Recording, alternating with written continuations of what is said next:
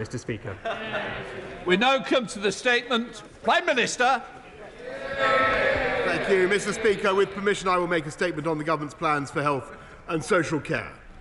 Our National Health Service is the pride of our whole United Kingdom, and all the more so after it has been there for us during the worst pandemic in a century, treating almost 500,000 patients, administering more than 88 million vaccines, and saving countless lives. But the inevitable consequence of this necessary and extraordinary action is that COVID has placed massive pressures on our NHS. As we stayed at home to protect the NHS, thousands of people did not come forward for the treatment they needed. Like those who suffer from COVID, these are all people we know. Your aunt, who needs a new hip. Your neighbour, who has problems with their heart and needs a pacemaker.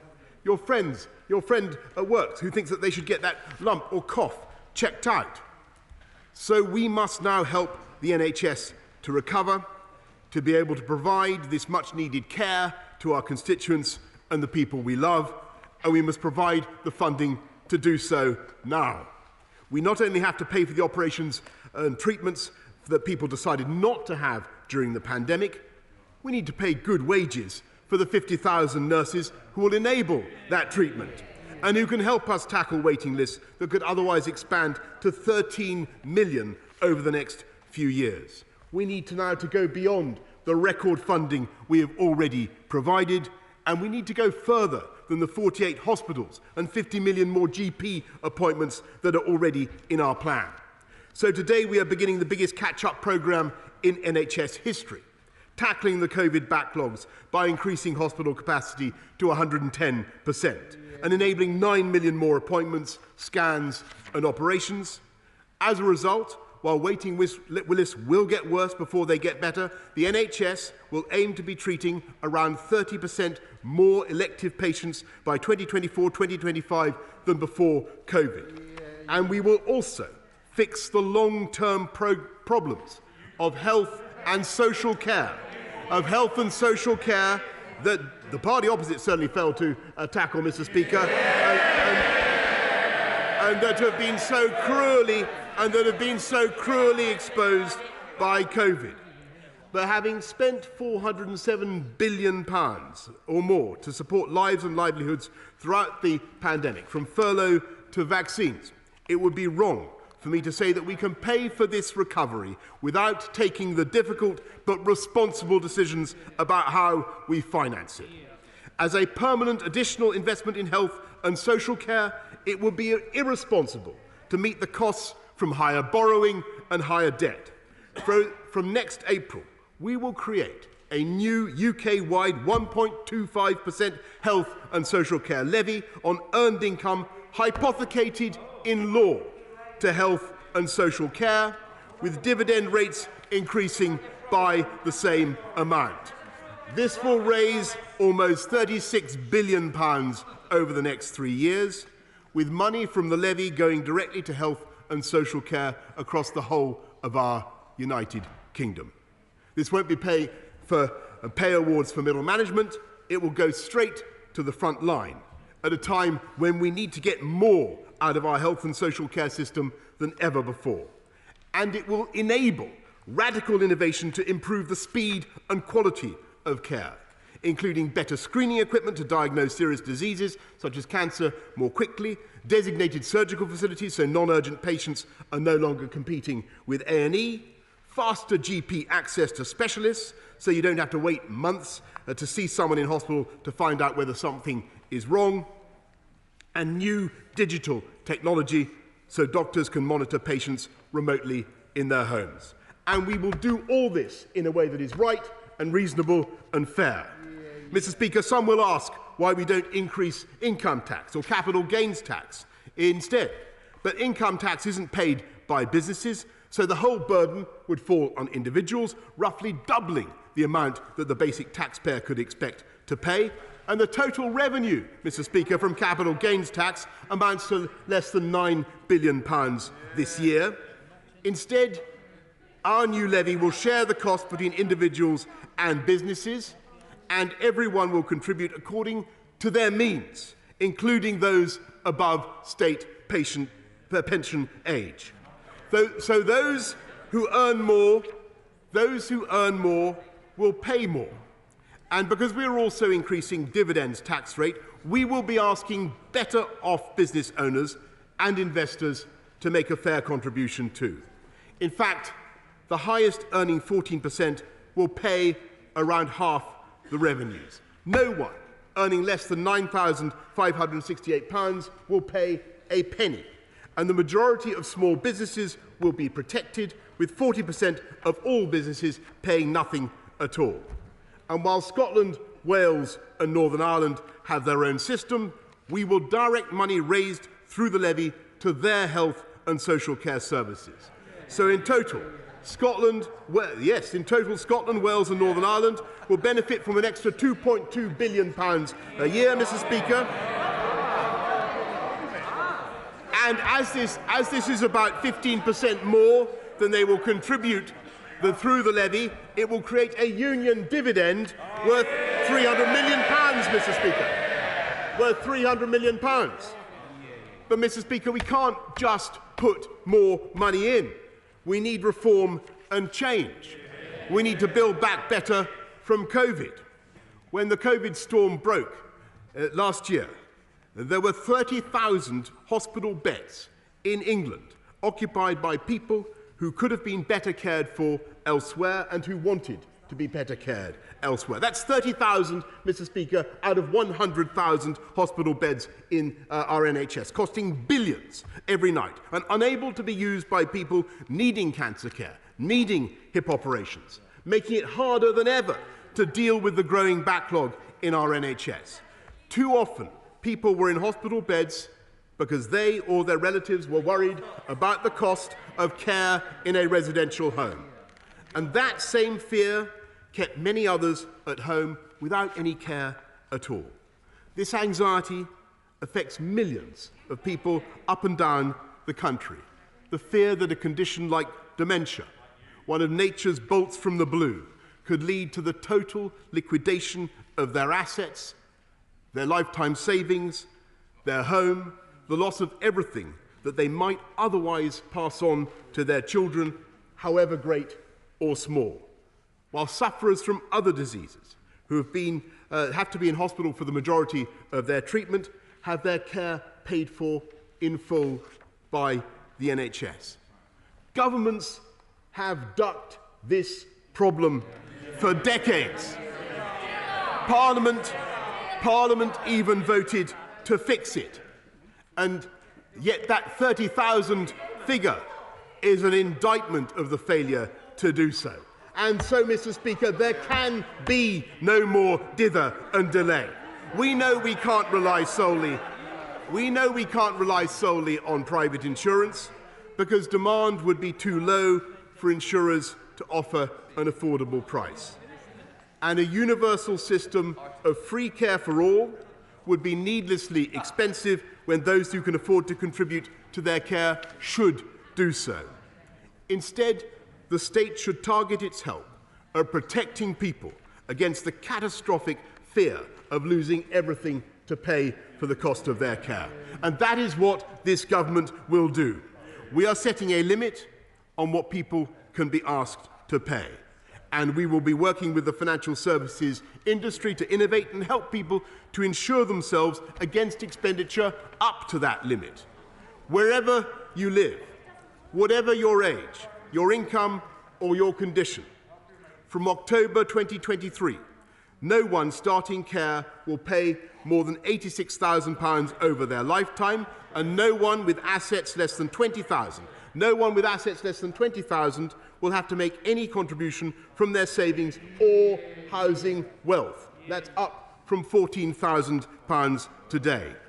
Meanwhile, anyone with assets between £20,000 and £100,000 will be eligible for some means-tested support.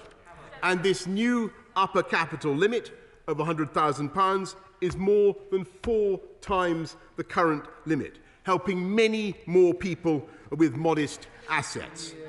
And as we fix this long-term, long-standing problem in social care, we will also address the fears that many have about how their loved ones will be looked after, by investing in the quality of care, in carers themselves, and by integrating health and care in England.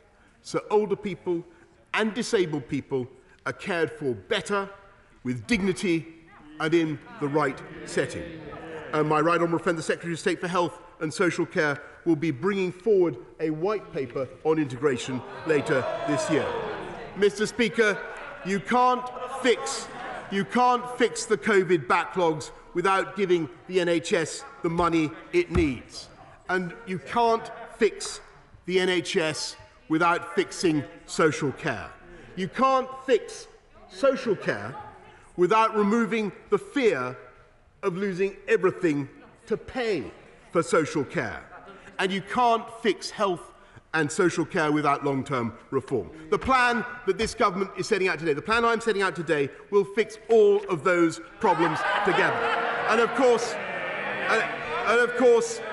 no Conservative government, Mr. Speaker, ever wants to raise taxes. And I will be honest with the House, I accept that this breaks a manifesto commitment, which is not something I do lightly, but a global pandemic was in no one's manifesto, Mr. Speaker. And I think the people of this country understand that in their bones, and they can see the enormous steps this government and the Treasury have taken.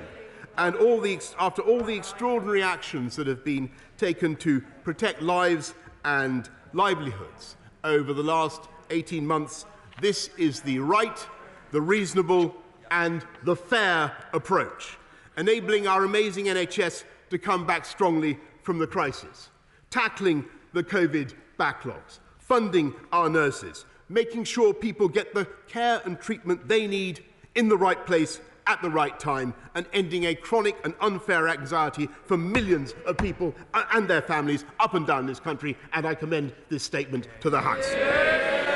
I now call the Leader of the Opposition, Keir Starmer. Thank you, Mr. Speaker, and can I thank the Prime Minister for advance sight of his statement. I think I had almost as much notice as the Cabinet. Can I also thank everybody who works in the NHS and social care?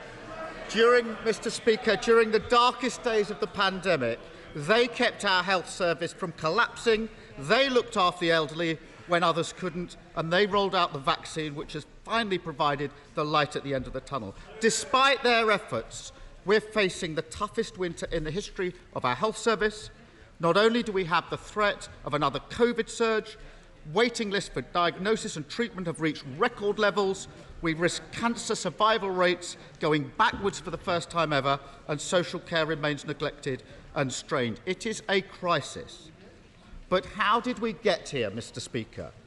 The pandemic has undoubtedly placed the NHS under huge strain, but that is only part of the story. A decade of Conservative neglect weakened the NHS. Waiting lists had spiralled up 2 million before the pandemic. Targets were missed on cancer, on A&E, on mental health before the pandemic. The same is true, Mr. Speaker, on social care. £8 billion cut despite growing demand before the pandemic. Carers on poverty wages without secure contracts before the pandemic. 100,000 vacancies before the pandemic. And the Prime Minister has just referenced the 30,000 hospital beds occupied by those that should go into the community. And he called that, this is before the pandemic, an indictment of failure. Who had been in government for 10 years at that stage? Just remind me. An indictment, Prime Minister, an indictment of failure is an accurate description of the situation in our health service and social care before the pandemic.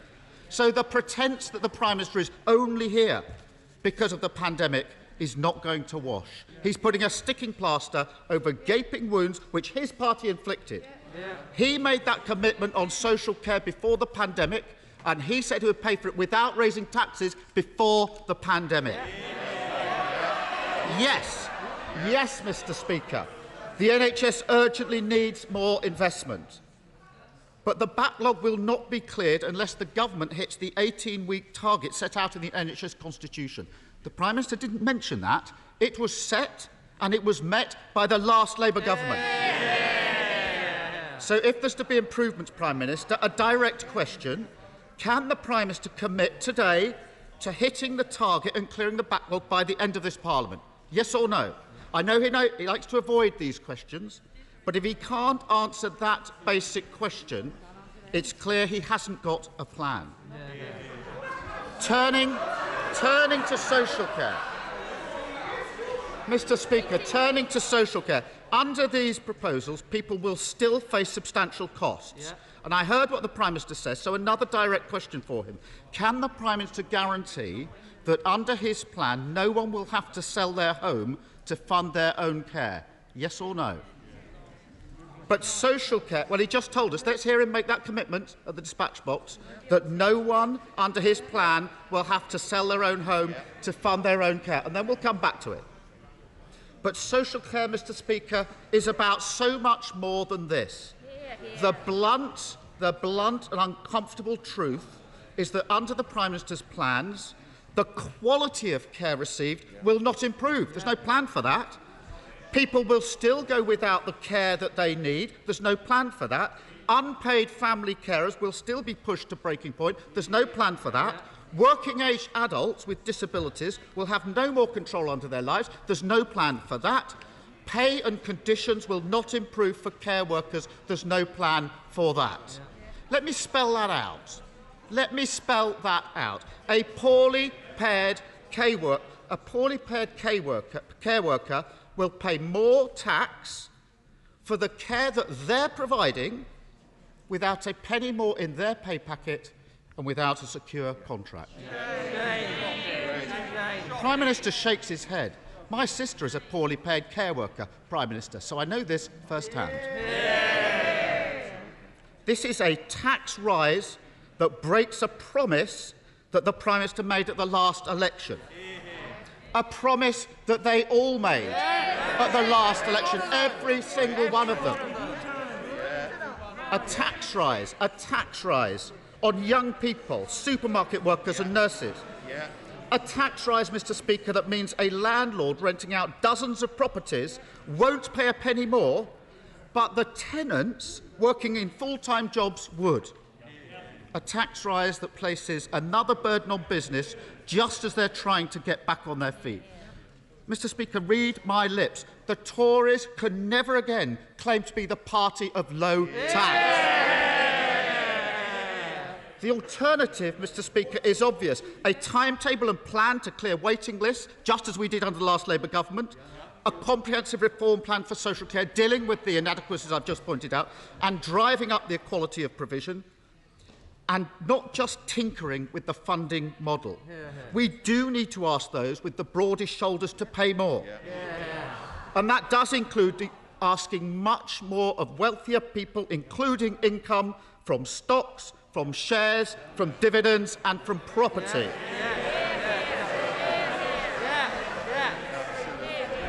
Chancellor, I was listening. But fiddling, and the Chancellor knows the numbers just as well as I do, he'll have done the sums and we've done them, tinkering and fiddling with the dividend won't do that. Instead, the government is placing the primary burden on working people and businesses struggling to get by. As I've said to the Prime Minister, if the government comes forward with a plan to genuinely fix the crisis in social care and has a fair funding model, then we will work together. Thousands of families struggling with the current system, who only want the best for their loved ones, deserve nothing less. Thank you, Mr. Speaker. Prime Minister. Well, Mr. Speaker, I think we now we know why over decades the Labour government totally refused to deal with this problem. And now we know why both Blair and Brown failed to do it. The right honourable gentleman has absolutely no plan. I was waiting, Mr. Speaker. I'm amazed that he sat down. What is his answer to the backlogs in the NHS? And what is his answer to the problems in social care. They have absolutely no plan, Mr. Speaker. They have no idea how they would raise the money. Just to answer some of his questions, we of course will be investing in social care, and I thank his sister for what she's doing in social care. But we have lifted people's wages across the country with the living wage, Mr. Speaker, with record increases in the living wage. We're investing in 700 training places for people in social care, and making sure we invest 500 million. That's in the plan today. 500 million care in the social care workforce, Mr. Speaker. But what this is also doing is enabling us to get our wonderful NHS back on its feet and enable it to deal with the backlogs. And what he totally failed, Mr. Speaker, is to explain how the Labour government would do it. 1 year of capital gains tax would even begin to deal with this problem, Mr. Speaker. He has not got a solution, and I think it is deeply irresponsible of him to come to this place without having any kind of alternative. This is the government. Under them, let's be no doubt. If we did what we've heard from the Labour Party over the last few weeks, Mr. Speaker, we'd still be in lockdown, Mr. Speaker. We'd still be in lockdown because he opposed coming out of stage 4. We'd have absolutely nothing by way of dealing with the NHS backlogs. And after decades, Mr. Speaker, of inertia from the Labour Party, we'd have absolutely no way of dealing with the anxiety of millions of families across this country who face the prospect of catastrophic costs of social care. This government is dealing with those. We're dealing with all of them. We're getting on with it. We're taking the decisive action. We're doing it all together. This is the government that gets on and deals with the people's priorities. This is the government that tackles social care, and indeed, this is the party of the NHS.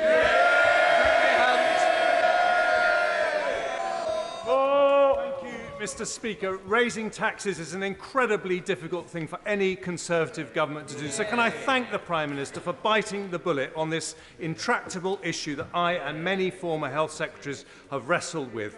Does he agree that the demographic challenge, which I know he's personally trying to address with a bit of population growth in Downing Street, does he agree that that challenge means that whether you pay insurance in America, social insurance in Germany, or taxes in the UK, everyone is going to pay more for their health and care, and any government has a responsibility to make sure that resources are allocated where the electorate's priorities are, and in this country it is health and social care. I thank my right honourable friend for his support, but I also thank him for all the campaigning and hard work that he did when he was Secretary of State, the first Secretary of State both for the NHS, both for health and for social care, because he sees that these two things go together, unlike the party opposite, and I believe that what he has said is entirely correct. Ian Black for the Leader of the SNP. Thank you, Mr. Speaker, and can I thank the Prime Minister for an advance copy of his statement. Mr. Speaker, if I quote, "And while Scotland, Wales and Northern Ireland have their own systems, we will direct money raised through the levy to their health and social care services." Let me tell you, Prime Minister, that health is devolved to the Scottish Government. The Prime Minister can get his mitts off our health system because the people in Scotland trust the Scottish Parliament and the Scottish Government to run health, and they certainly don't trust the Prime Minister. Order. Quite rightly, we heard the Prime Minister, we heard the Leader of the Opposition. I expect everybody to listen to the Leader of the SNP, Ian Black. Thank you, Mr. Speaker, but when we have an attack on devolution, we have the baying mob of the Tories trying to shout down the voices from Scotland. Mr. Speaker, government briefings in advance of the statement on social care told us that this was supposedly a key part in securing the Prime Minister's legacy in office. While the Prime Minister is certainly creating a legacy, but it's definitely not one in his vivid imagination. The real legacy of this government is now well defined: a Tory government that blatantly breaks manifesto promises and blatantly breaks international law. And it is very telling that as we hopefully emerge from this COVID crisis, the first act of this Prime Minister is to impose this regressive tax. Because the scandal of the tax hike is it will fall hardest on the young and the lowest paid, the two groups who have suffered the worst economic consequences of the pandemic.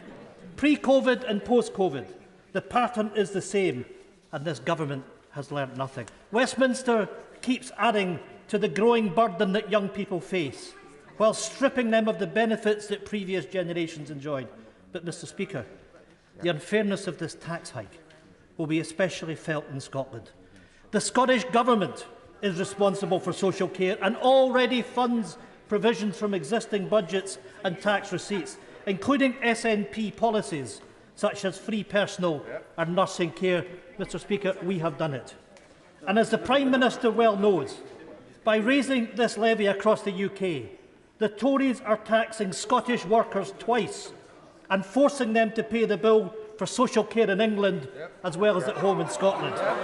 This is the Prime Minister's poll tax on Scottish workers to pay for English social care. Scottish people remember that it's this Prime Minister who said that, and I quote, "A pound spent in Croydon is of much more value to the country than a pound spent in Strathclyde." So can the Prime Minister explain to the people of Strathclyde and people across Scotland why he's now going after the pounds in their pockets to solve a social care problem in Westminster that has failed to fix problems in Croydon and right across England? If their pounds are really of the less value, as the Prime Minister claims, then why are we paying the price? Is the Prime Minister willing to stand up and explain to families in Scotland why we're being hit by another Tory poll tax? Prime Minister. Mr Speaker, the NHS is a UK institution and we're all proud of it, and we are proud of what NHS Scotland does as well. And he is completely wrong, Mr Speaker, in what he says about those who pay this tax. The burden falls most heavily on those who have the broadest shoulders, as it should, and it is the richest 14% who pay at least half the taxation. And as I've just explained to the House, there is a massive union dividend of £300 million across the whole of the United Kingdom, and the whole of the UK will find more money for health and social care. And that, I think, is what the people of Scotland will understand. Andrew Ledson. Thank you, Mr Speaker. There'll be millions of people right across the country who are so relieved today that at last health and social care is going to be resolved for fairness to everyone. But can the Prime Minister reassure the many people who are very concerned about prevention, early intervention, providing support for families with the very youngest children in our society so that they too can have healthy lives and fulfilled lives throughout the United Kingdom? I want to thank my right honourable friend for everything she does on this issue on early years. She and I have campaigned on this together. I've listened to her attentively over many years, and I know that my right honourable friend, the Chancellor, is determined to ensure that we get the proper funding for early years, because the investment you make in those first 3 years repays society and families massively. Dame Margaret Hodge. Thank you, Mr Speaker. Let's set aside for a moment the Prime Minister's unrivalled record on reneging on his promises. But today he has chosen what I consider to be the least progressive option to fix both our health and social care system. It's unfair between generations, it's unfair between individuals, and it's unfair between those who derive their income from assets or from work. He's ignoring a raft of better alternatives, raising income tax, dividend tax being equivalent to income tax or capital gains tax. Why? Well, for the simple reason that I gave earlier on, Mr Speaker, is that none of those measures raise anything like the funding that we need. I've explained that very clearly to the House. I think colleagues understand it. I think the country understands it. I think people are very suspicious, Mr Speaker. They know that this country has been through an enormous fiscal impact from the pandemic. They know that the government has put its arms around people, spent £407 billion. They're going to be very suspicious of a government that pretends it can get the NHS back on its feet without some kind of a serious, responsible, fair fiscal effort, and that's what we're doing. Steve Bryan. Mr Speaker. I pay tribute to my right honourable friend for gripping this issue. We are not in government just to be afraid of doing anything for fear of offending anyone, as others. I'll study the plans the PM has promised to set out, and I want to thank him for them. But I just want to ask him, on behalf of my constituents and their families trapped right now in the spiral of rising care costs and their fast disappearing resources. As we develop this new system which he's promised, can I urge the Prime Minister and the Health Secretary to consider those for whom this is their present, not just those looking many years into the future. Good point. I absolutely agree with what my honourable friend has said, and that's the tragedy of decades of failure to tackle this. That people are now facing these costs. But what we're doing is investing, as we have done throughout the pandemic, I think about £6 billion in dealing with the immediate costs of social care and to try to help people through this very difficult time. But what this package offers is a way of developing a long-term solution, enabling, we hope, the private sector to come in and give people a long-term plan to fix the costs of their own social care, knowing that the government will remove the risk of those catastrophic costs. That is the advantage of what we're doing today. John Trickett. Mr. Speaker, and putting aside the unfairness of the national insurance tax rise which he's proposing, isn't the cap on expenditure really going to be his poll tax? And I say that because in his constituency, in Uxbridge, the average price of a house is 500,000. In parts of mine, it's 130,000. So that will leave people in his constituency with an inheritance of over £410,000 per family. In mine, £44,000 per family. It's unjust. It's unfair. It isn't about levelling up, is it, Prime Minister? It's about doubling down on everything that's wrong. Yet again, the poorest will pay the most. No, this is a massively progressive measure, Mr. Speaker, that increases the floor on people's liabilities 4 times. It protects people up and down the country from catastrophic costs, which anybody can face, Mr. Speaker, and everybody across the country will benefit not only in the investment in social care, in care workers, but also, of course, in making sure that we deal now and deal properly with the NHS backlogs, with the effect on our NHS, which is what I think this country wants to see. Just to say to members that we'll be running this for around an hour, so please let's try and rush on and get through it. Nicky Aitken. Yeah. During summer recess, I spent a week looking after my father, who has advanced Alzheimer's, as my mother had a respite holiday. And I pay tribute to all those who look after their loved ones in similar circumstances and those who work in the care service. I certainly welcome the Prime Minister's statement today. Can I seek assurances that through the Health and Social Care Levy, that money raised will go to fund local authorities who do so much brilliant work in this area, as well as the NHS? My honourable friend asked, I think, the question that everybody wants to be certain of, and absolutely, we will. This is a legally hypothecated levy, but we will ensure that the sums that are fixed for social care go to social care, and make sure that we deal with the problem of the catastrophic cost, because this will not be dispensed by the NHS. This will be dispensed by the Treasury in the normal course of government spending. Ed Davey. Mr. Speaker, I'm a carer, and I've been a carer for most of my life. Like millions of others, caring for their elderly, ill or disabled family members, I've desperately wanted a plan to fix the country's social care crisis after the Conservatives failed to implement the Lib Dem plan legislated for in 2014. But, Mr. Speaker, this isn't that plan. Where is the plan for the care staff to fill the 120,000 vacancies so there are people to provide the care? Where's the plan for working-age adult care, care for physical and learning disabled adults, the fastest-growing care challenge? Where's the plan for the crisis facing millions of unpaid family carers the Prime Minister always forgets? And what is his message to the low-paid, the young and the small business owners hit by COVID who now face his unfair tax? Mr. Speaker, this Prime Minister hasn't a clue about fairness and he just doesn't care.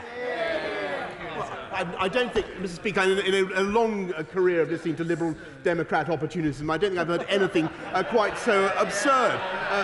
he calls for more funding and then attacks the government for actually providing the wherewithal to do exactly what he wants, Mr. Speaker. And we will be ensuring, we will be spending £500 million supporting carers, 700,000 more training places, and the plan supports adult care. It supports everybody who needs care up and down the country. It is not just care for the elderly, Mr. Speaker. Matt Hancock. Thank you very much, Mr. Speaker. The reform of social care has been ducked for decades because successive governments have put it in the too difficult box. So can I congratulate the Prime Minister for delivering on our commitments and his commitment? And can I ask him to ensure that as well as the money, we integrate properly the NHS with social care so that people can get the dignity that they deserve? Thank you very much. I want to thank my right honourable friend, because he played a major part in the gestation of these policies, and he knows them intimately, he knows them well, and he's completely right, and he's been massively encouraging to the government over the course of the last few weeks. So what we will be doing is bringing forward a white paper on the integration. And of course this is going to be difficult, but it's got to be done. And we must have a system whereby people can work across both the health sector and the care sector in an integrated way. We've got to have single budget holders, and we've got to make sure that, for instance, you have single electronic records in both health and social care. These are things that need to be fixed, and we need to make sure that people are cared for appropriately and in the right setting, Mr. Speaker. And that's why we're bringing forward the white paper. Lawrence Session. Thank you, Mr. Speaker. Prime Minister will know that a number of young people are carers for their elderly residents and family members. I was a carer for my late mother, who suffered from complex needs, including sickle cell anemia and renal failure. Without those carers, a number of the issues that our local government would pick up would be more. What assessment has the Prime Minister made on the high rates of vacancies within the care sector? And will he be honest and say that this care social plan announcement has no impact in addressing that vacancy rate? No, Mr. Speaker. I think that this plan does address the problems in the care sector, because in addition to the £6 billion we put into supporting local government with social care during the pandemic, we're putting another £500 million into supporting the care workforce.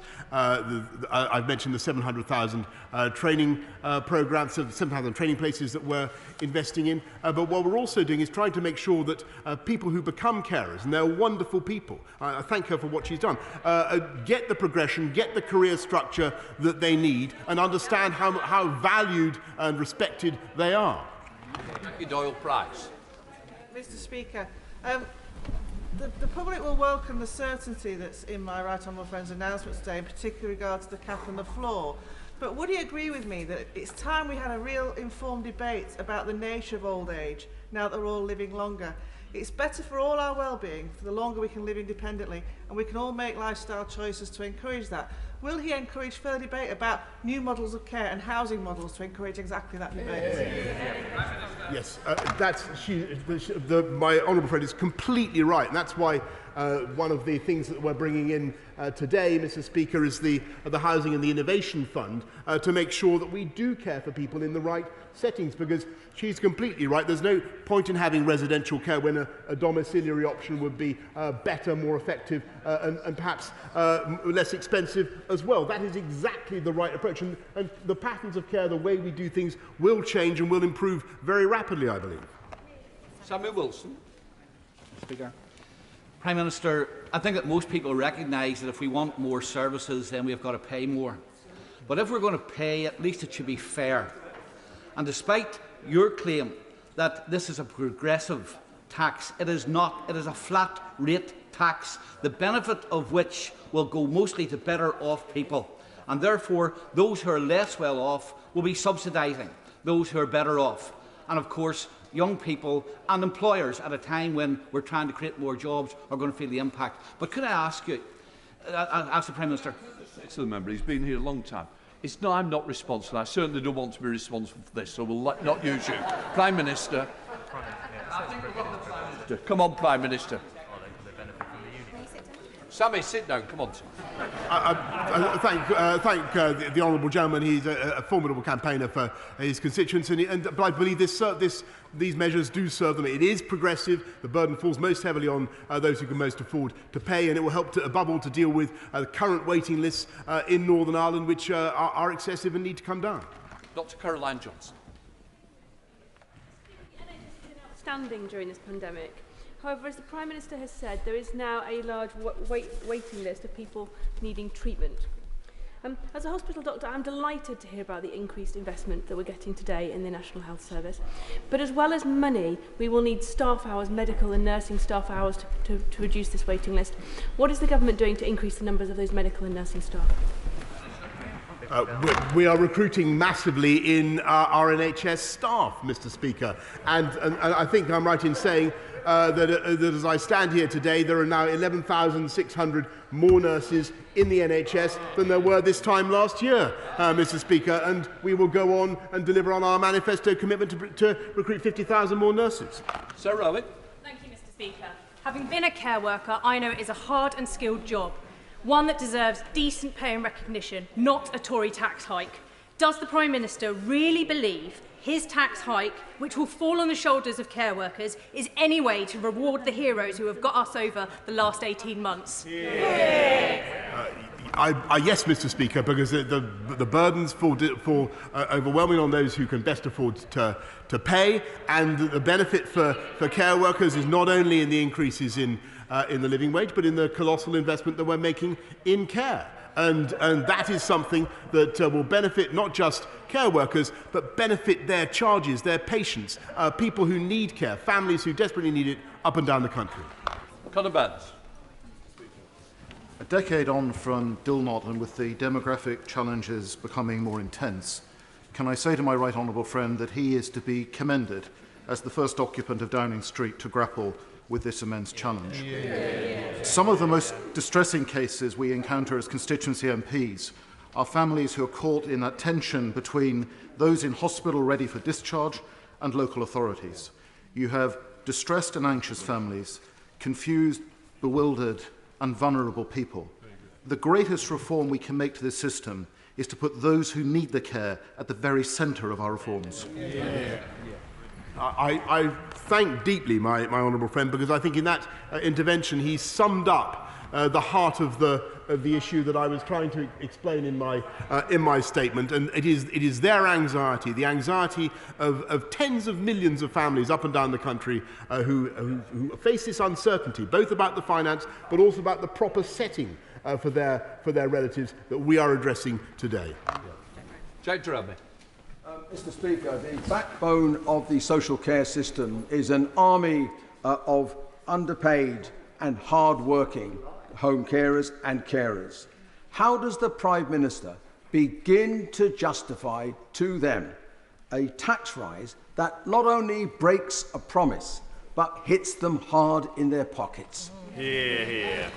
Mr. Speaker, because we're investing massively in that sector. We're putting £500 million into supporting care workers. We're investing in training places, 700,000 training places.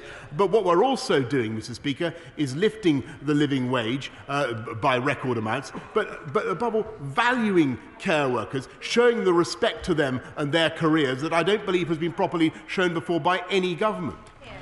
Robert Halford.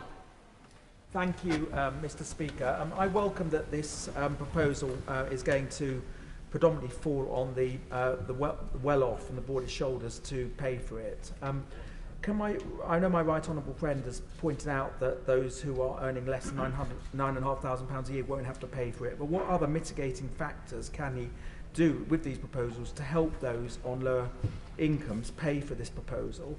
And could he look, once the financial conditions allow, to continue to raise the living wage and cut taxes for lower earners?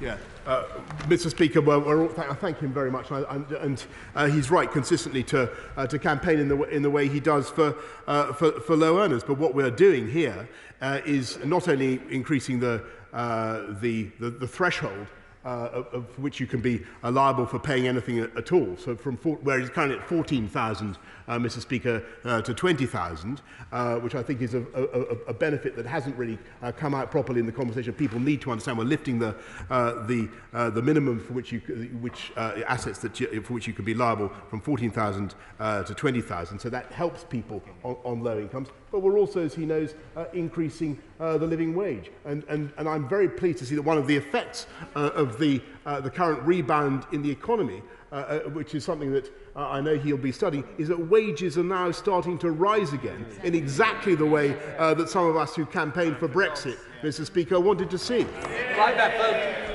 you, Mr. Speaker. When I was first elected here in 1997, one of the first people that came to see me in my surgery is the wife of a man who'd been waiting 2 years for open heart surgery. And we're back there again with the waiting lists. There was no righteous indignation from the Tories when it reached 2 million before the pandemic hit. So will the Prime Minister now commit today to hitting the 18-week target for waiting lists? And will he also commit to clearing the backlog by the end of this Parliament? Mr. Speaker, I think what the Labour Party need to do is come up with any type of plan at all. Every day in this country, plan beats no plan. We are putting record investment into the NHS. We have a plan. We have a plan to clear the backlogs, to reduce the backlogs as fast as we possibly can. With this levy, what would they do? Answer, Mr. Speaker, comes there none. They have no plan. Neil O'Brien. Mr. Speaker, for years people have come to my surgery with horror stories about the difficulties of accessing care and the frankly squalid conditions that their loved ones have to be in residential care. Can the Prime Minister reassure me that as well as protecting the things people have worked hard for all their lives, will also protect people from having to put their loved ones into conditions that not one person in this House would ever want for their loved ones? Yes, Mr. Speaker, because in addition to the caps and the floors that we're introducing to protect people from catastrophic costs, we're also introducing a fair cost of care. Gavin Newland. Thank you very much, Mr. Speaker. Paul Johnson of the IFS said that there were really no good arguments for using national insurance to raise these monies, and having been briefed on the government plans, care leaders are extremely disappointed, furious and depressed at the government's meagre plans on social care. But the question is, why is it necessary at all? This will raise around £12 billion a year, but the Prime Minister's Brexit bonus of £350 million a week will aggregate to £18 billion a year. So where is this money, or did it never exist? Mr. Speaker, I think the whole country understands that we have been through a pandemic that obliged the Treasury to spend £407 billion protecting people, protecting jobs and livelihoods by furlough and other measures across Scotland, and that was the right thing to do. I think people also understand that it is the reasonable and responsible thing to do now to put the NHS back on its feet with the funding it needs and sorting out social care at the same time, and that's what we're doing. Jeremy Wright. Thank you very much, Mr. Speaker. Isn't the starting point in this discussion that greater demand for social care is bound to require greater money to pay for it? And anyone who doesn't like these proposals needs to explain what the alternative is, which is unlikely to be clear, simple and popular. Secondly, isn't it the case that in order to create an insurance market to give people even greater reassurance about their future care costs, we need to put a cap on, and that's why the cap is most welcome? And will he do all he can to make sure that that insurance market is stimulated? And finally, will he confirm that that cap applies to those who have care needs regardless of their age?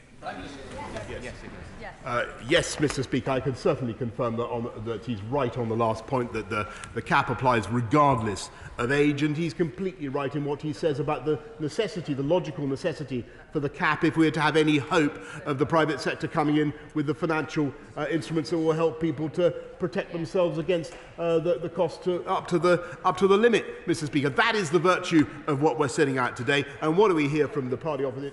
Deafening silence. Debbie Abraham. Mr. Speaker, people living with dementia and their families have been particularly affected by the social care crisis. They represent 40% of care home residents, and they pay a dementia premium of 15%. On average, they spend £30,000 a year on their care. Dementia is obviously an outcome of different diseases which are increasing. We're going to see more and more people living with dementia. So can I ask the Prime Minister if you will also fulfil his commitment from the general election manifesto for a dementia research moonshot? We know that we can, in the same way that we've developed the vaccination programme, we can develop cures and treatments for dementia. She's quite right to focus on the issue in the way that she does. It is a very cruel lottery that the 1 in 7 face these catastrophic costs as a result of dementia, with those who have other conditions are funded in full by the NHS. And I can certainly confirm that the Moonshot programme, which was begun, one of his many moonshots, begun by my right honourable former Secretary of State for Health, it continues. Angela Richards. Mr. Speaker, can the Prime Minister confirm that this funding injection will go directly into frontline NHS services, not middle management, and that patients will be able to see the tangible benefits from it? Yes, Mr. Speaker. Not only will it go to frontline services, not only will it go to beating waiting lists, but we will make sure that this money, this massive investment, unprecedented investment, is accompanied by the reform and change and productivity gain that the NHS needs to see. Nadia Whittam. Thank you, Mr. Speaker. My former colleagues, where I used to work as a care worker, sacrificed so much during the pandemic, and now, under the Prime Minister's plan, their pockets will be raided with a tax that will hit hardest those who are older, young, and the less well off. Does he agree that it's now time for a national care service and a wealth tax to fund it?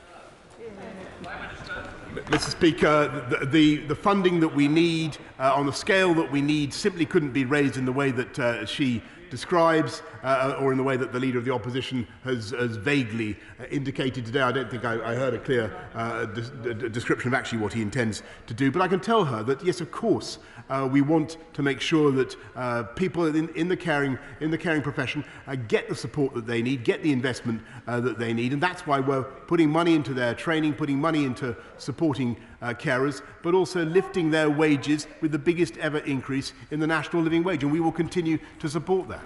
Chris Clarkson.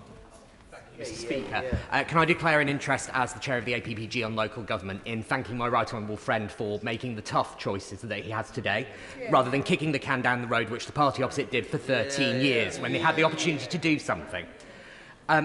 As welcome as this injection of cash is, can I ask for an assurance that it's going to be met with the same rigorous reform that's necessary to make this system viable for years to come? Yes, I thank him for what he does and everything he does for local government, and of course we will make sure that we bring forward the white paper which shows how we intend to join up healthcare and local government in a way that they have not been since the foundation of the NHS more than 70 years ago. Thank you, Mr. Speaker. Mr. Speaker, the Prime Minister is behaving like Father Christmas, who doesn't know what he hasn't delivered in government for the last 11 years. Now, in this House last night, we had cross-party consensus in covering the cost of medicinal cannabis. So, while Father Christmas is at the dispatch box, can he deliver on a government promise to immediately set up a fund to pay for the prescriptions for medical cannabis for the children with intractable epilepsy? I thank her, and the prescriptions that she asked for are actually already provided for on the basis of clinical advice. Damien Green. There's been much debate about how the money is being raised, but I think of more concern is how the money is going to be spent. My fear is that once you start spending on perfectly proper things like the NHS backlog, there will never come a point where there's enough money in this new fund to be transferred to social care that needs it now. You can't spend the same pound twice, so can my right honourable friend guarantee that the social care sector will itself see a significant uplift in its support in the immediate future? My right honourable friend, who's done great work on this subject, I'm indebted to him for some of the advice that he's given to me personally about how to proceed in this, and he's quite right in what he says. I think the issue is making sure that the funding does go where it's needed, but it is specifically ring-fenced, and the investments in social care will be protected by the government and by the Treasury. Ben Bradshaw. There are better ways of doing this, Mr. Speaker, than to take money from the less well-off in work and the young to give to better-off pensioners. And can I commend to him and my own front bench the recommendations of the Joint Health and Local Government Report of 2018, agreed unanimously by all members of all parties in this House, which would deliver a system that is sustainable, equitable, address poor quality and low pay, and allow the proper integration of health and social care, none of which, from what I've heard today, his proposals would deliver. Mr. Speaker, time and again, Labour members have stood up and said that there's a better way to do this without offering a single idea. Mr. Speaker,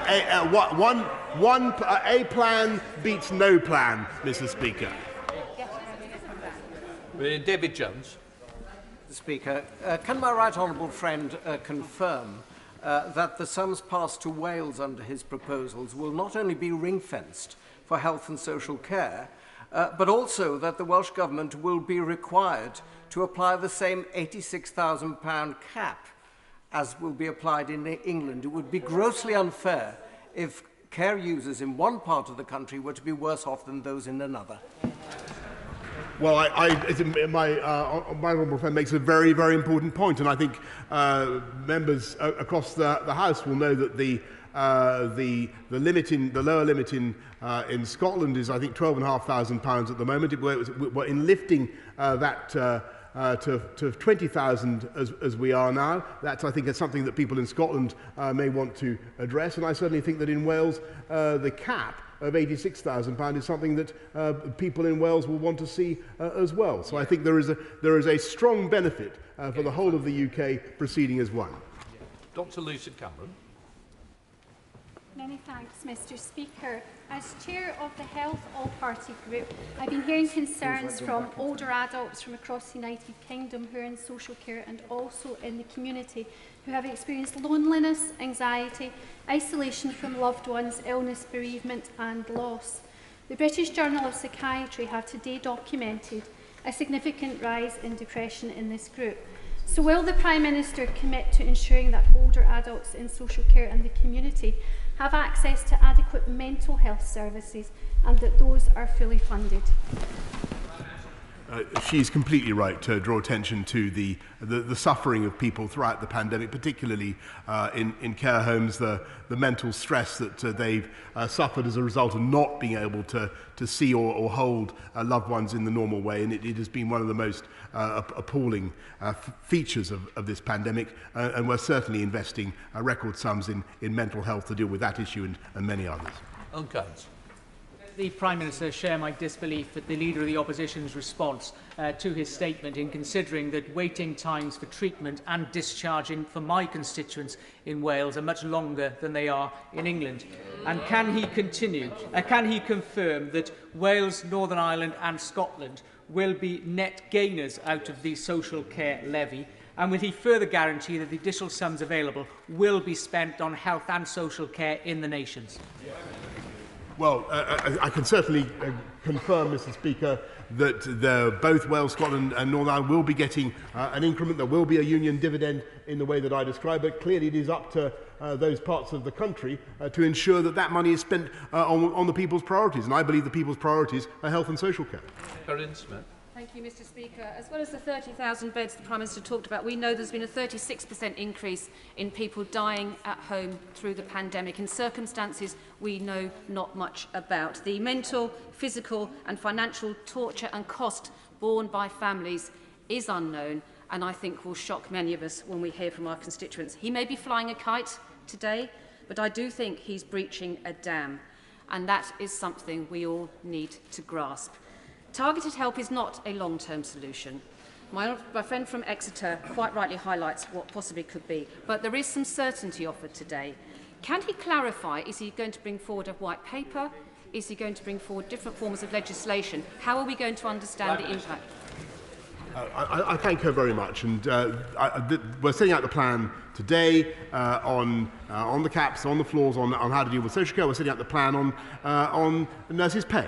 On dealing with the backlogs. But what we will also be doing is setting out the finer detail of the integration between health and social care in the ways that I've described, making sure that everybody has electronic records, both for health and for social care, that there can be movement between the two services.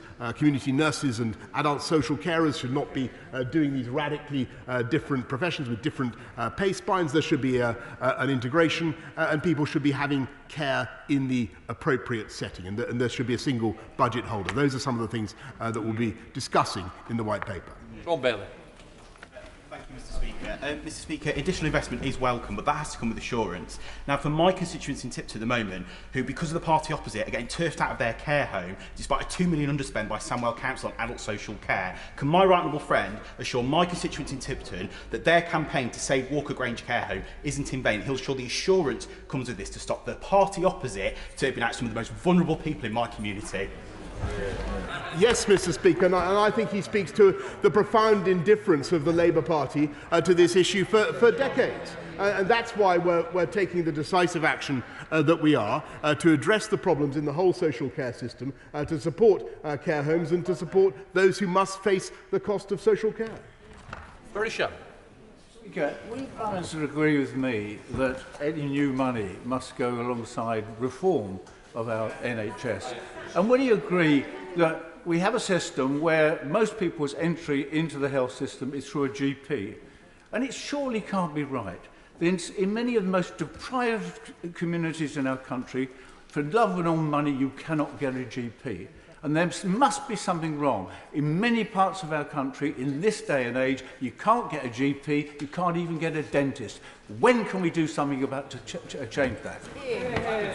He is entirely right in what he says, and in the sense that we're doing another 50 million more GP appointments, so that's part of our manifesto pledge. But what we're also going to do as part of these reforms, because I don't think anybody wants to see money just funneled into the NHS without reform. We're also going to look at GP contracts to make sure they see the right patients at the right time. Richard Graham. Mr. Speaker, if there was an easy solution to the problem of social care, it would have happened years, if not decades ago. And I believe that everybody in this House, perhaps particularly from parties with no alternatives, should welcome the way in which the Prime Minister is tackling health and social care together with a hypothecated tax that means this health and social care levy is ring-fenced for all our constituents' benefit. On the issue of intergenerational fairness, could my right honourable friend confirm that when he said that the recently retired working would contribute and the lowest earnings won't contribute, will he encourage the Health Secretary to lay out the details of the tapers as soon as possible so that everyone can see this is a progressive levy? Yes, my right honourable friend, the Health Secretary, will certainly be laying that out. But I think what everybody understands in the country, there's no intergenerational issue here, because in the end, all families are affected by this. Everybody has older relatives for whom we love and whose care, the cost of whose care makes us anxious. Everybody understands that families across the country are liable for this, and we must take steps to fix it. And that's what we're doing. From West. Mr. Speaker, confidence in job creation is crucial right now in our economy. What assessment has the Prime Minister made of the number of jobs where employers will look at those extra national insurance contributions and say, no, I don't think I will take on those extra staff? 40% of companies won't be affected at all by this. She should remember, and she should also. I'm sure she also knows that the labour market at the moment is so buoyant, Mr. Speaker, that not only are there huge numbers of vacancies, but wages are rising, and that is a good thing, Mr. Speaker. During the pandemic, the government stepped in to save lives and jobs. In Rutland and Melton, 47% of jobs would have been lost without the efforts. So would he agree with me that it would be wrong to meet the cost with higher borrowing and debt, which will be carried by our children, but also will he commit to look at those councils who are worse funded, specifically Leicestershire and Rutland, who need real help with social care above and beyond a generic formula across the country? Yes, Mr. Speaker, and I thank for what she's saying about Melton and Rutland. We will certainly make sure that they get the funding that they need. But she's hit on the fundamental point. Borrowing is, in the end, borrowing more is no answer. We're borrowing a lot, Mr. Speaker, and in the end, borrowing is just future tax rises for younger people or people even unborn, and that is not what this government is going to do. Richard Berger. Thank you, Mr. Speaker. Health and social care do need massive investment, especially after Tory austerity has so undermined our National Health Service over the last 11 years. But a 10% tax on the wealth of those with over £100 million would raise £69 billion. So surely a wealth tax is how we should be funding these vital services. But isn't the truth, Mr. Speaker, despite the rhetoric and the promises, the Tories don't have the guts to take on the super rich who fund their party, and that's why they won't back a wealth tax? Mr. Speaker, I thank him for his contribution. At least he has the guts, unlike the leader of his party, to say that he would tax people in this country to the tune of 12 or 13 billion pounds a year to pay for this. This is a tax, a wealth tax on that scale. We believe that this is the right way. What we haven't heard from the Labour front bench is any credible alternative. Andrew Bally. Will my right honourable friend confirm that as a result of this announcement today, the Scottish National Health Service will receive billions of extra pounds in funding? And does he share my astonishment, and I'm sure the astonishment of the people of Scotland, at the remarkable reaction of the SNP today, who it seems to be, because they haven't asked for it, they don't want Scotland's NHS to get this extra funding? Mr. Speaker, brilliantly and succinctly put, Mr. Speaker. Do they want the money or not? Do the people of Scotland want the investment in their healthcare and social care or not? There's more money coming for Scotland, Mr. Speaker. Let's hope they spend it wisely. Manera Wilson. Much, Mr. Speaker. A little over 2 years ago, the Prime Minister stood on the steps of Downing Street and promised the nation an oven-ready deal on social care.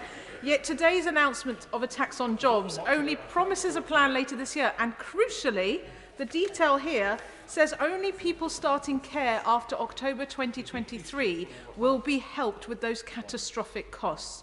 So what does the Prime Minister say today to the 1.5 million people who are missing out on care and to the millions of hard-working families facing crippling costs between now and September 2023 but paying for it from April next year?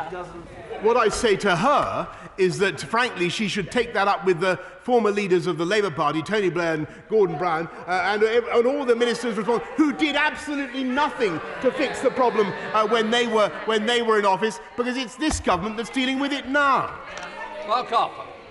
Very much, Mr. Speaker. The Prime Minister was absolutely right to focus on the importance of the social care workforce. Unfortunately, the government's own estimate is that due to our compulsory vaccination measures, 40,000 people in that care home workforce will leave the sector by November of this year. In his plan, are there urgent measures that the government's going to take to ensure we can replace those missing care workers, to ensure we deliver high-quality care, as I think everyone in this House wants to see?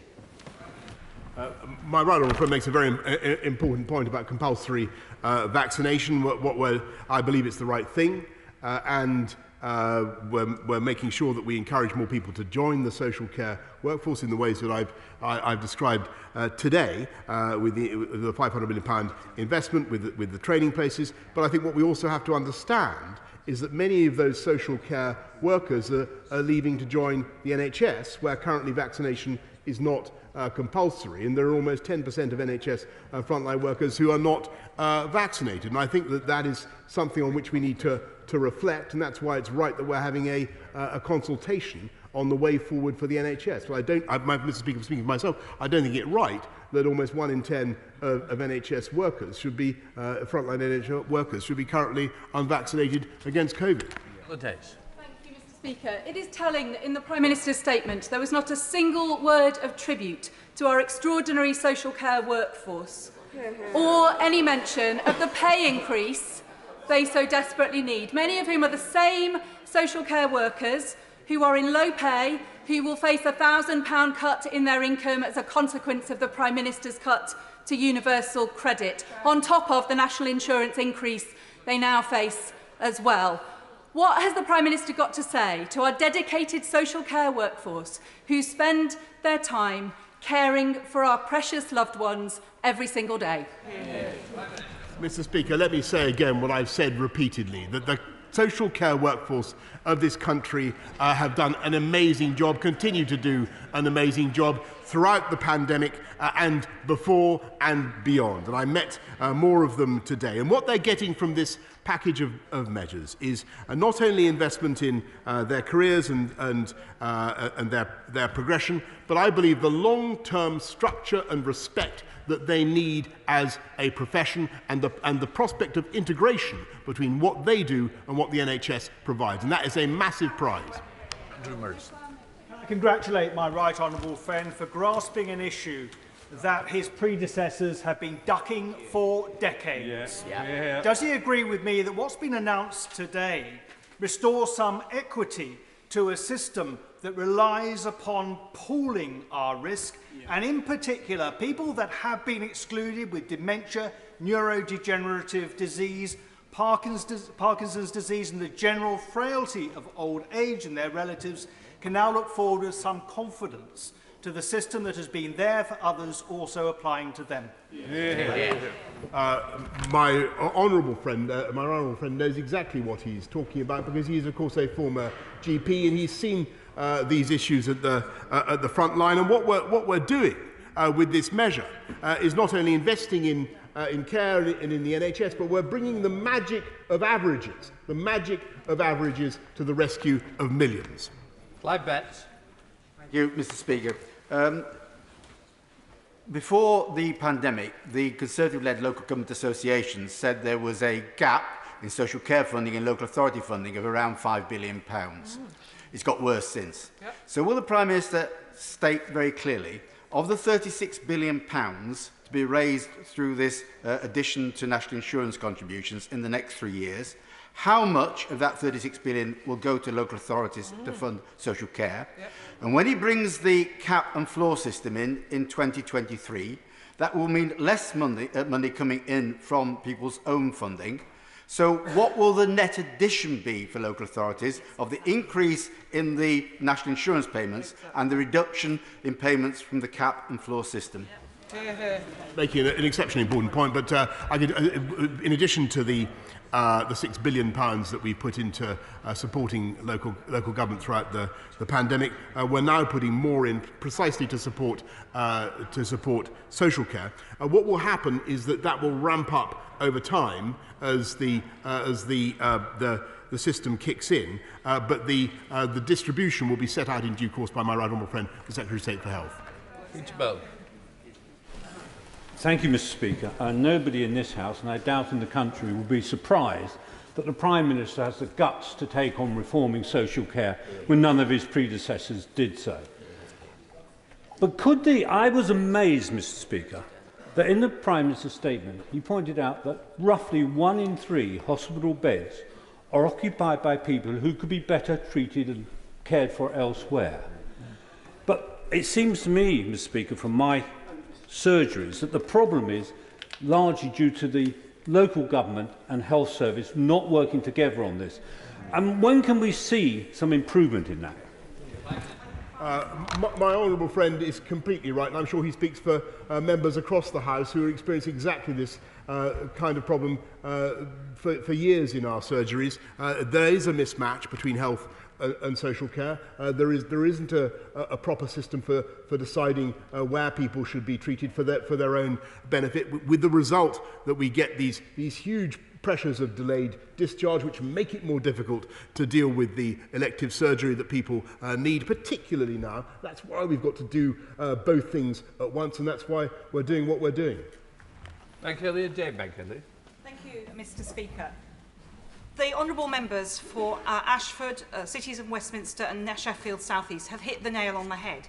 There is no plan for social care. What the Prime Minister has listed is money to go into the NHS. So can he tell us now, when will the money go to local authorities so that it will actually go to those social care providers, domiciliary and residential, that actually need it?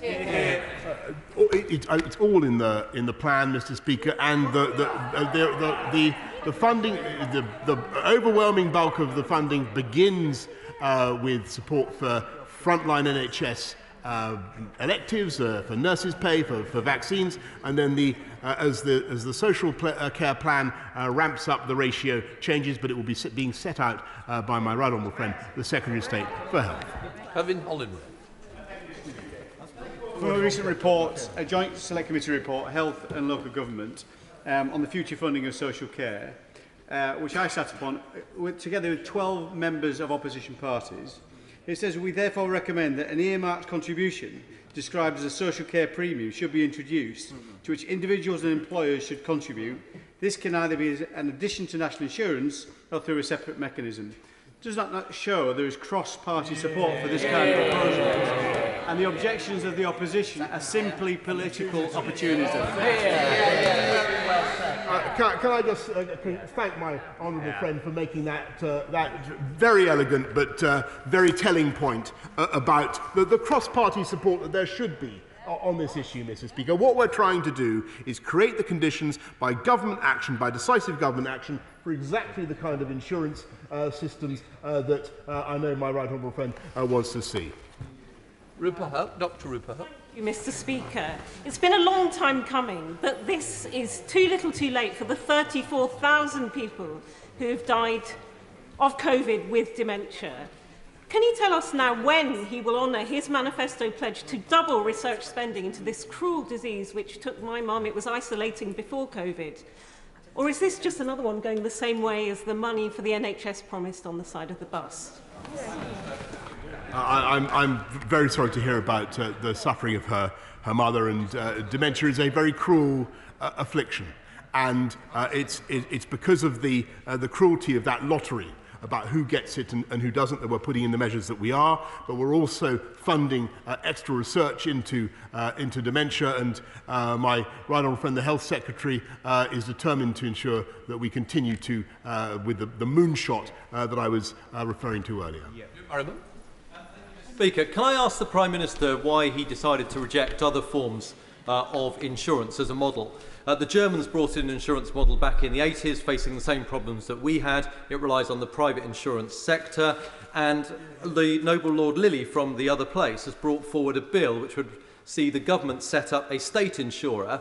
Those retired householders would then pay a premium which would be fixed as a charge, and then that charge would only be paid upon the death of that individual. Don't those models do a little more to intergenerational fairness?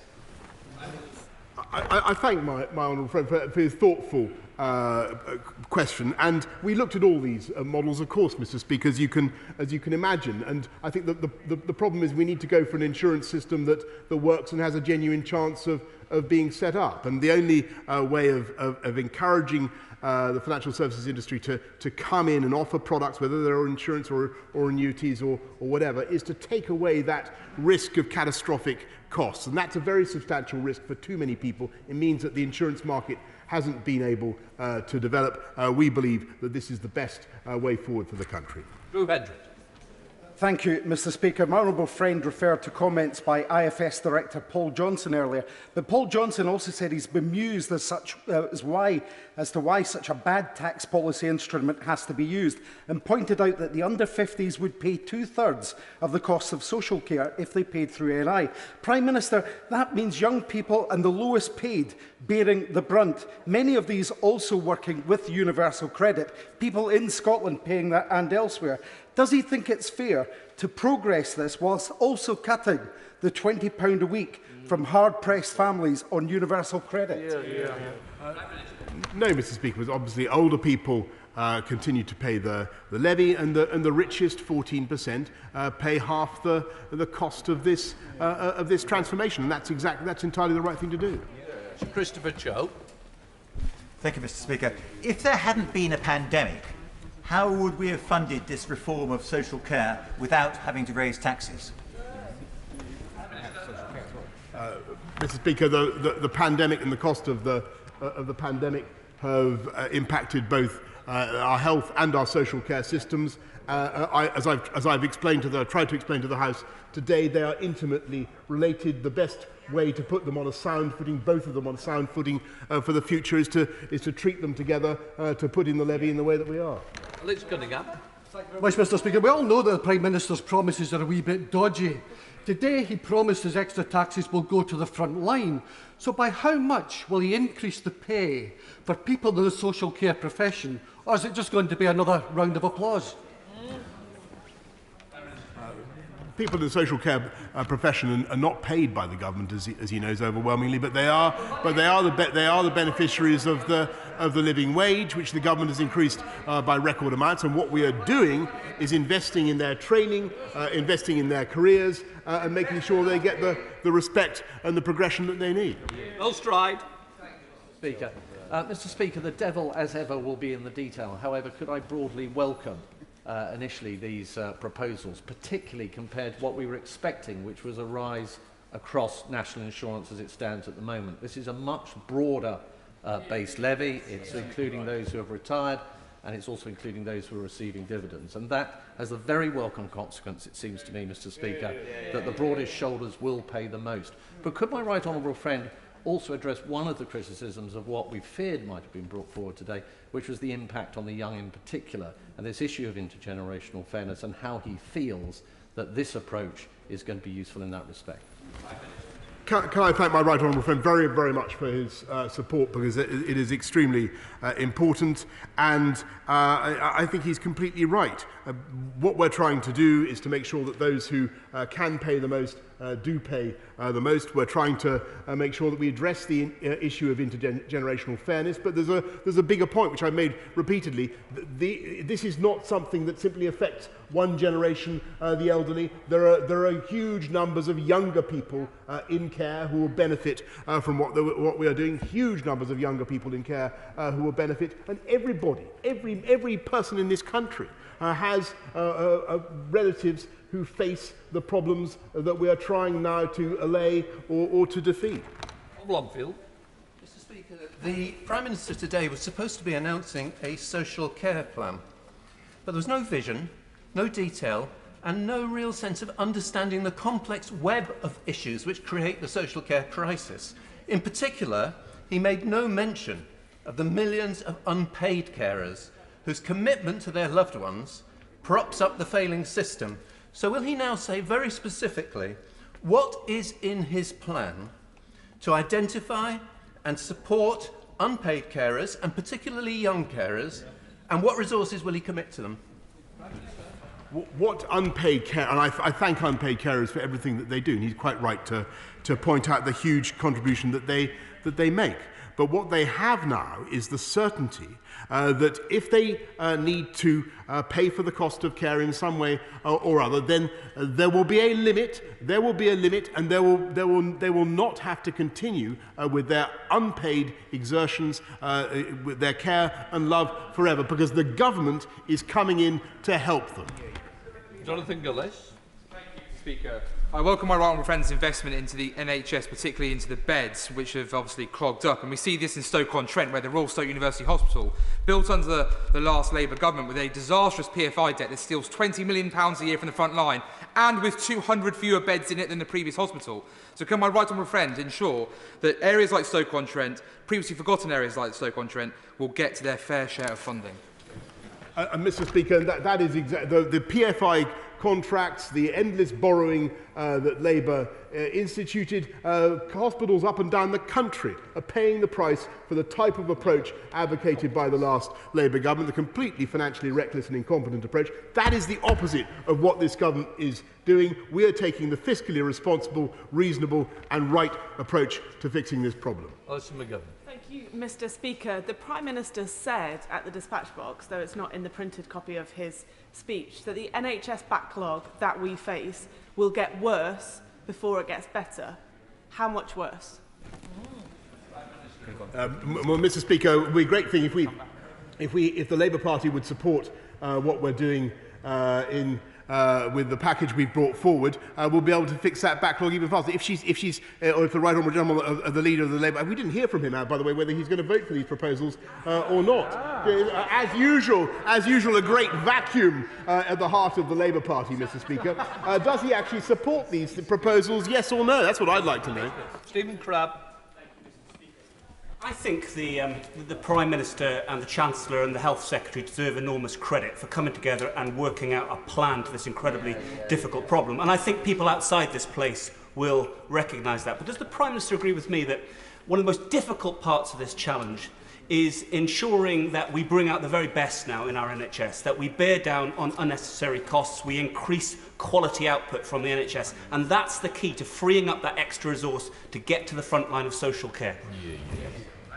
Yes, Mr. Speaker, we cannot simply continue to funnel huge sums into the NHS without getting the productivity gains that I know that everybody wants to see around the country. Of course, we want to value our frontline NHS workers. That's why we put up the wages of nurses. It's why we're increasing salaries and recruiting many, many more. But we must see the gains in efficiency that go with the investment that we're making. We're investing record sums, and we also need to see improvements in the NHS service as well. Marion Fellows. Thank you, Mr. Speaker. Cabinet ministers, Tory backbenchers and lords, businesses large and small, all opposed to this proposal. Universal criticism and how it will affect young people and those who are less well off, who are working.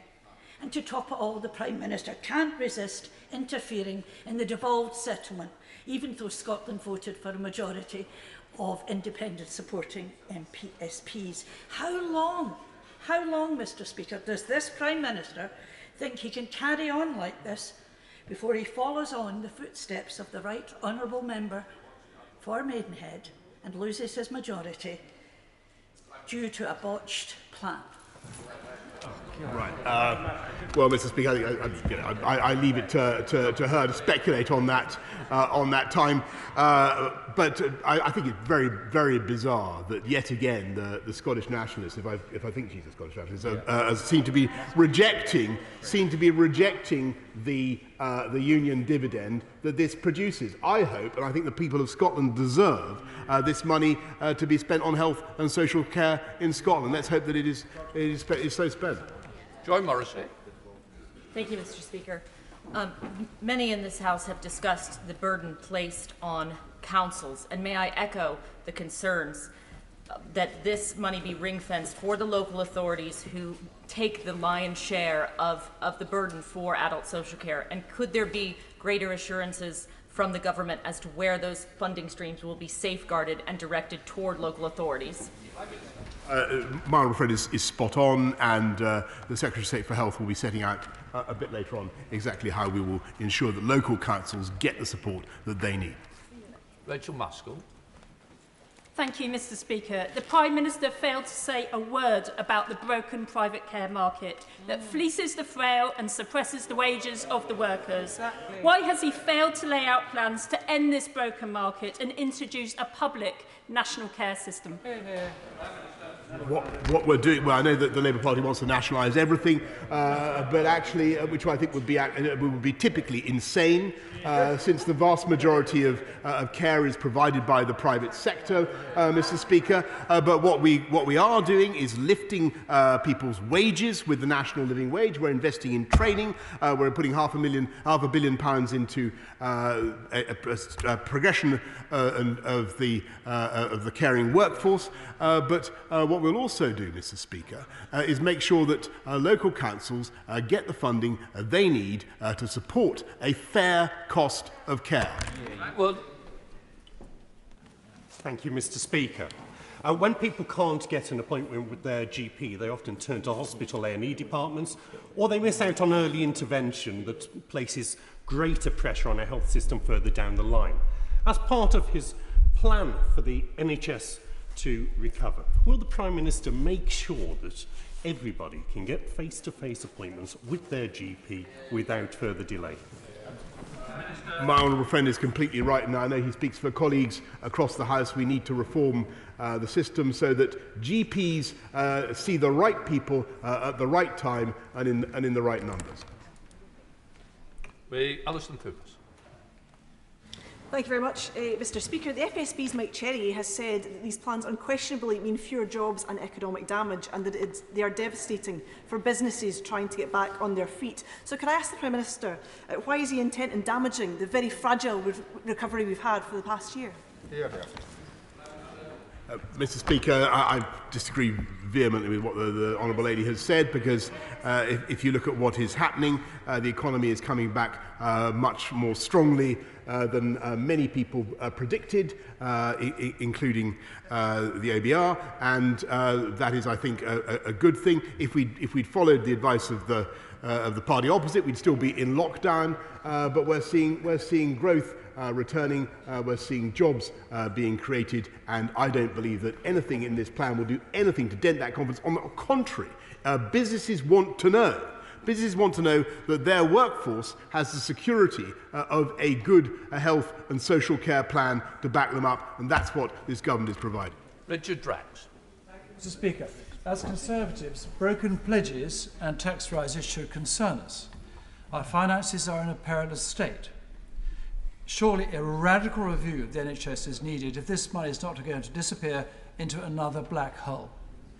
Does my right friend agree with me that the Conservative way to raise revenue is to lower taxes, not raise them? Yeah. I do agree with that general proposition, Mr. Speaker, but in the current circumstances, after 18 months of in which it's been necessary for the government to perform the most enormous fiscal exertions to put its arms round the country at a very, very difficult and dangerous time. I think it is right that we take the steps that we are to put the NHS back on a sustainable footing and to deal with the problems of social care, which make long-term solutions for the NHS, the very reform that he and I want to see, so difficult to achieve. Andrew Gwynn. Words I never thought I'd say, but the Prime Minister is right. You can't fix the NHS without fixing social care. But you can't fix social care without fixing local government. And of course, in the lifetime of this government, £15 billion has been taken out of council budgets, disproportionately hitting some of the least affluent parts of England and impacting on social care outcomes. Councils need assurances and clarity that funding will follow, when they'll get it and how much it will be now. Does he understand that? Actually, Mr. Speaker, the last few years have seen record increases in local council spending power. We've continued to support councils throughout the pandemic, but my right honourable friend, the Secretary of State for Health, will be setting out how we propose to support local government in going forward with the fair cost of care. But in the meantime, can I thank him for his unprecedented support for these measures. David Morris. Thank you, Mr. Speaker. Mr. Speaker, in the past 18 months during lockdown, I can probably say to the House that I've seen more of the NHS than most people. I've had a neck operation, my baby was born, my back exploded, for want of a better word, and I was paralysed. And I'd like to go on record and thank the RLI for getting me walking again and looking after me and my family. But what I'm listening, and I'm saying this with collegiate sense to everybody, what the Prime Minister has done here is what Andy Burnham wanted to do 10 years ago but never brought it through when he was the last Health Secretary for Labour and the Shadow Secretary. And it's brave what you're doing, Prime Minister, but I can tell you now, when I knock on doors in my constituency, I've been saying for years, put an extra penny on taxation for the NHS, and everyone's agreed with me. So whatever these tax rises are going to be, so be it. We have to protect the NHS. It's our moral duty. Thank you, Prime Minister. Thank you. Can I just say to my honourable friend how wonderful it is to see him looking so well, and I echo his thanks to our healthcare professionals for everything that they do. I do believe that it is the fixed view of the British people that after a very difficult time, it is the fiscally right and responsible thing to do to protect frontline healthcare, to support the NHS, but also at the same time to fix these underlying problems, of which social care is just one. Jim Sharp. Mr. Speaker, can I thank the Prime Minister for bringing this forward to address NHS and social care, long overdue. Across the United Kingdom and in my constituency of Strangford, small and medium businesses are critically important to provide jobs and to boost the economy. Can the Prime Minister assure this House that across the United Kingdom of Great Britain and Northern Ireland, small and medium businesses will not shoulder the burden as they can little afford it? Thank you. Mr. Speaker, I'm a fervent admirer of the businesses of Northern Ireland, their ingenuity, their ability to innovate, which I've seen many times firsthand. I know that they're capable of a very, very dynamic recovery, and indeed I believe that that is going on right now, and I have every confidence in my right honourable friend, the Chancellor, to keep bringing forward those business-friendly supply-side measures which will drive a very, very strong economic recovery. Liam Fox. Thank you, Mr. Speaker. Can I welcome my right honourable friend's commitment to improve and raise NHS capacity? For decades, bed occupancy rates in the NHS have been kept too high in the name of efficiency, but at the expense of resilience. When it comes to reforming long-term care, we need a clear set of principles to be followed. We need to encourage and make it worthwhile for people to save for a rainy day. We need to support families to look after their loved ones, and we must allow enough to pass down the generations to make it worthwhile saving in the first place. Can my right honourable friend reassure us that his proposed reforms will meet these tests? Yes, Mr. Speaker, I thank him very much for his support and he knows a great deal about this subject from many of the professions or many points of view. But it is certainly the right thing to do to bring in the measures that will help to create a private sector market for support in the way that I've described, but also more fundamentally from our point of view, Mr. Speaker, or his and my point of view, these are measures that support thrift, that support people who save, that support people who do the right thing, who pay off their mortgage, who work hard all their lives to build up something for their families and for their descendants. So I think these measures are profoundly in the interest of the people of this country. Flynn. Let's be clear. Scottish taxpayers are being asked to bail out England's failing social care system, a mess created by the UK government opposite. So can I ask the Prime Minister, in all good sincerity, does he believe that his new poll tax will help or hinder the cause of Scottish independence?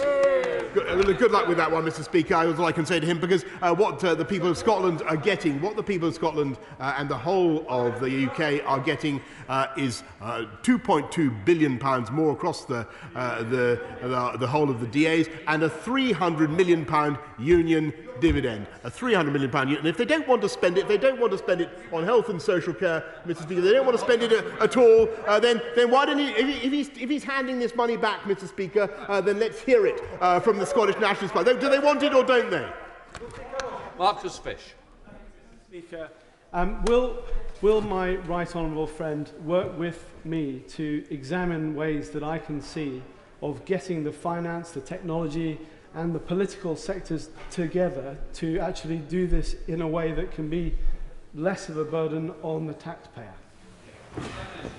Yes, Mr. Speaker, I thank him, and I've been reading some of his brilliant contributions on WhatsApp groups, Mr. Speaker, about this issue, and I share his idealism about the ways in which the private sector financial services industry can now take advantage of what we're doing, help ordinary people up and down the country to protect themselves in exactly the way that he describes. And I know that my right honourable friend, the Secretary of State for Health, would very much welcome his help as we work towards the White Paper. Richard Thompson. Thank you, Mr. Speaker. And could I thank the Prime Minister for at least providing clarity that any reference to union dividends simply refers to devolved nations getting their taxes that they pay back and having the balance filled up with UK borrowing.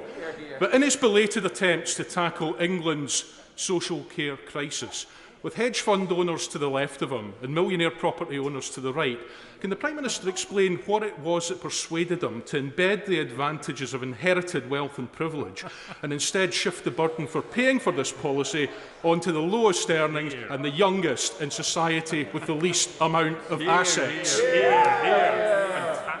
I don't think there's anything much inherited either left, right or in the middle of this particular trio, Mr. Speaker. But again, what I find extraordinary is that the Scottish Nationalist Party would rather not have the union dividend that this programme produces, and I think what the people of Scotland need to do is look at what is now being offered in terms of raising the thresholds for protection, helping people across the UK, and I hope that we can all, Mr. Speaker, move forward together.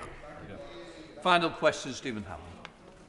Mr. Speaker, can I commend my right honourable friend for keeping a promise that he made on the first day of his premiership, and the frankness about the difficulties of funding the challenges. There will be millions of hard-working families today looking at his proposals for the cap and floor and welcoming them. So with regard to the cap, could he confirm that it will cover all types of care, residential, domiciliary? And will he confirm that within that, given there's likely to be the need for more workers and care workers, that there will be up to 500 million as a training fund inside the levy? I thank my right honourable friend, and he knows a great deal about this issue and the pressures that the sector faces. So I can tell him that yes, of course, it covers both residential and domiciliary, and yes, there is a £500 million fund to help the caring profession, and 700,000 training places that we will provide as a direct result of what we're doing today. We now come to the statement from the Leader of the House. Thank you, Mr. Speaker. Following the statement just made by my right honourable friend, the Prime Minister,